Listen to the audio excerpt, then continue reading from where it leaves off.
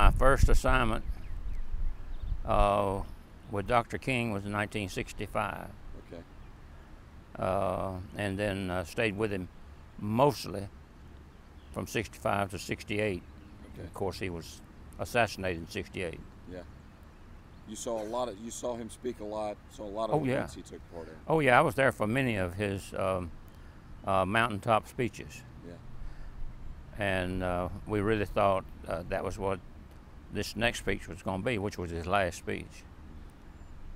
But when that speech got started, all of a sudden, he was in another page of history before it was even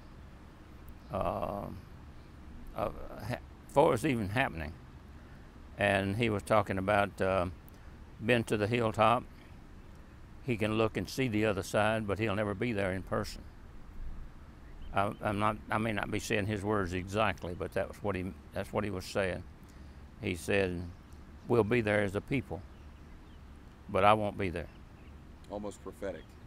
Almost. I mean, it's just like the man knew that something was coming.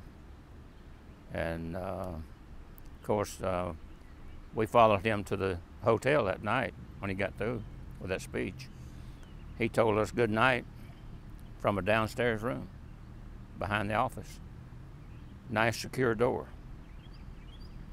But where he was shot was second floor upstairs, facing where James Earl Ray was standing or waiting for about 3 days. We judged it to be 2 to 3 days because of all the food wrappers and everything in that old apartment where he'd been just laying up. When you last spoke to him the night before, it seemed like everything was fine, I assume. Seemed like everything was fine, more than fine. He was one of these kind that he'd shake hands with you and pat you on the shoulder at the same time, you know.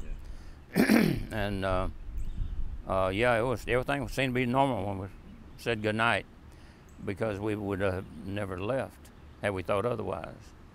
Well, our hotel was over at the Holiday Inn on River Bluff, and so we left him, went over to the hotel, and my two partners at the time were Lawrence Pierce and Leroy Rollins. They proceeded to go and start their afternoon, their evening, the way they wanted to.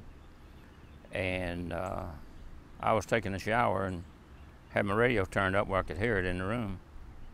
And all of a sudden, flash came on, said Martin Luther King had just been shot. I didn't know anything. I just knew he'd been shot. So I dressed hurriedly, ran downstairs, started getting help from different porters and whatever to load my gear back in the car. And meanwhile, I had to put in a call at the nearest and only shopping center at that time for Lawrence Pierce. Believe it or not, I got him out in the shopping area. And Leroy was in the lounge, so I got him no problem. And we took off straight to the emergency room. When we got to the emergency room, we stopped at the door. We didn't try to go in, but we were right there at the door. And Andy Young came in and looked at us, threw his hands kind of like that, like, what's going on? And we told him we just didn't know at this time, and he went right on in. He was in maybe 2 or 3 minutes, and he came back out just shaking his head and crying. He put his arms over my shoulder and over Lawrence's shoulder, and we were really holding him up at the time. But he was just boo-hooing, said he's gone. And that's what it was. We didn't see Dr. King anymore until really the first funeral. You know about they buried him one place, and they moved him to another. Yeah. But it was heart-wrenching because Dr. King was the kind of man that when he walked in the room, you didn't have to look up to see him.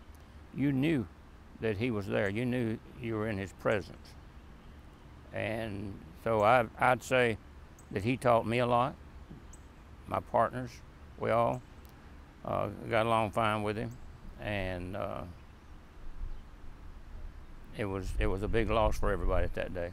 A lot of people didn't realize how big a loss it was, but it was a big loss. How long did it take before you feel like people realized how big a loss it was?